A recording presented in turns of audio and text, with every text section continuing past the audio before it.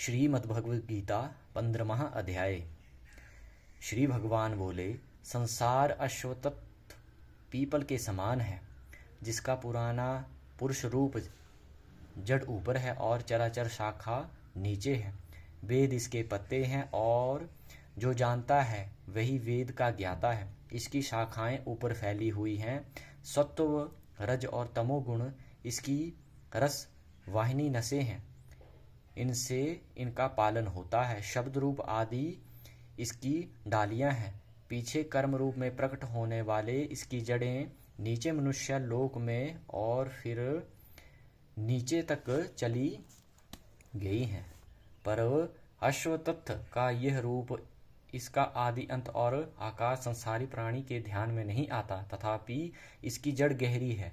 ऐसे इस पीपल को वैराग्य रूपी दृढ़ शस्त्र से काटकर वह स्थान ढूंढना चाहिए जहाँ से फिर लौटना नहीं पड़ता, और साथ ही यह विचारना चाहिए कि जिसमें वह पुरातन प्रवृत्ति उत्पन्न हुई है, उसी आदि पुरुष की शरण हूँ। अहंकार और मोह रहित संग दोष को जीतने वाले आत्मज्ञान से निरत, सब कामनाओं से दूर, सुख दुख नामक द्वंद्वश पदार्थों से मुक्त, ऐसे ज्ञानी पुरुष शाश्वत पद को पा जाते हैं।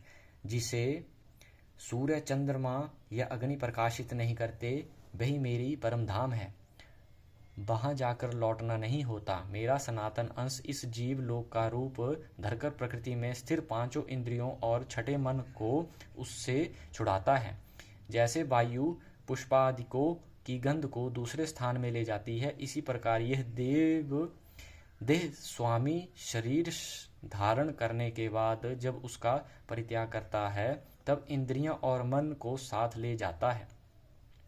कान, आँख, चर्म, जीव, नाक और मन का आश्रय लेकर वह जीव विषयों का भोग करता है।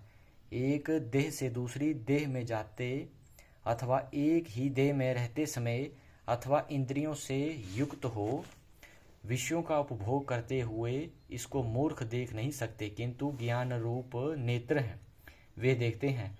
यत्न करने से योगी जन इसे देख सकते हैं, परंतु अज्ञानी यत्न करके भी इसे नहीं देख पाते।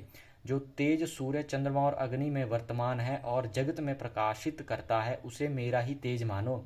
मैं ही पृथ्वी में प्रवेश कर अपने तेज से समस्त भूतों को धारण करता हूँ, और इनमें रस स्वरूप चंद्रमा बनकर मैं ही सब औषधियों का पोषण करता हूँ। मैं जठराग्नि होकर प्राणियों के देह में प्रविष्ट हूँ, और प्राण वायु अपान वायु से संयुक्त होकर चारों प्रकार भय भोज्या ज्योष्या लेहरा से भोजन किए हुए प्राणियों के अन्न को पचाता हूँ। संपूर्ण भूतों के हृदय कमल में निवास करता हूँ।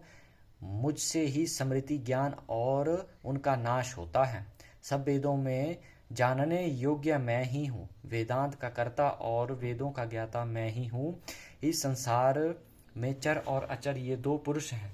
जितने नाशवान प्राणी हैं वे चर कहलाते हैं, और उनमें कुटस्थ अर्थात शैल शिखर के भांति स्थिर चैतन्य को अचर कहते हैं। किंतु उत्तम पुरुष परमात्मा विकार रहित सर्वनियंतः वद्ध मुक्त नित्य रूप तीनों लोकों में विष्ट होकर धारण पोषण करता है। वह इन दोनों से अलग है। मैं चर और अचर से उत्कृष्ट हूँ। इसी कारण से लोक और वेद में पुरुषोत्तम नाम से विख्यात हूँ।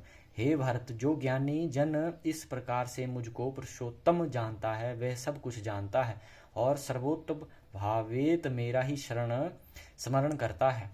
हे भारत, शस्त्र के ब्रूहा वेद को जो मैंने कहा, जानकर बुद्धिमान पुरुष कृत्य होता है। इति श्रीमद्भगवद गीता शूपनिषत्सु ब्रह्म विद्या योग शास्त्रे श्री कृष्ण अर्जुन संवादे विषय योगो नाम 15वां अध्याय। 15वें अध्याय का महत्व श्रीमद्भगवद गीता का सुनिए। श्री नारायण जी बोले, हे लक्ष्मी, अब 15वें अध्याय का महत्व सुनो। उत्तर देश में एक नृसिंह नाम का राजा था और शुभंग नाम का मंत्री था। राजा को मंत्री पर बड़ा भरोसा था। मंत्री के मन में कपट था। मंत्री चाहता था राजा को मारकर यह राज्य मैं ही करूं। इसी भांति कुछ काल व्यतीत हुआ। एक दिन राजा नौकरों समेत सो रहा था। तब मंत्री राजा को सारे नौकरों सहित मारकर राज्य करने लगा। राज्य करते समय समय व्यतीत हुआ। एक दिन वह भी मर गया। यमराज के पास दूत बांध कर ले गए। यमराज ने कहा, हे यमदूतो, यह बड़ा पापी है, इसको घोर नरक में डालो। हे लक्ष्मी, इस प्रकार वह पापी कई नरक भोगता भोगता धर्म राजा की आज्ञा से घोड़े की योनि में आया। सकल द्वीप में जा घोड़ा हुआ।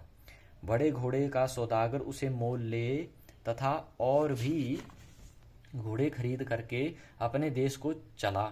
चलते चलते अपने देश में आया। तब वहां के राजा ने सुना कि अमुक सौदागर बहुत घोड़े ले आया है। तब राजा ने उसे बुलाया और कई घोड़े खरीदे। उस घोड़े को भी खरीदा। जब उस घोड़े को हाथ फेरा तब राजा को देखकर उसने फिर अपना सिर फेरा। राजा ने देखकर कहा, यह क्या बात है जो घोड़े ने सिर फेरा है। तब राजा ने पंडित बुलाकर पूछा कि इस घोड़े ने हमको देखकर सिर फेरा है, इसका क्या कारण है। पंडित ने कहा, हे राजन, इस घोड़े ने आपको सिर नवाजा है। राजा ने कहा, यह बात नहीं। कई दिन पीछे राजा शिकार खेलने को उसी घोड़े पर सवारी करके गया।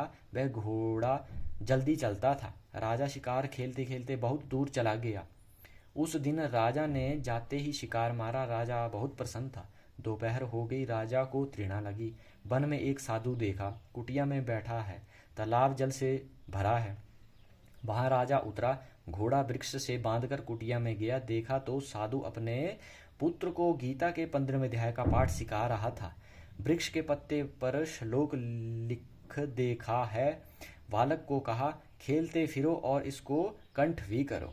जिसका वृक्ष से राजा ने घोड़ा बांधा था, उसी वृक्ष के पत्ते पर श्री गीता जी के श्लोक लिखा था। वह बालक पत्ता लेकर खेले भी और पढ़े भी।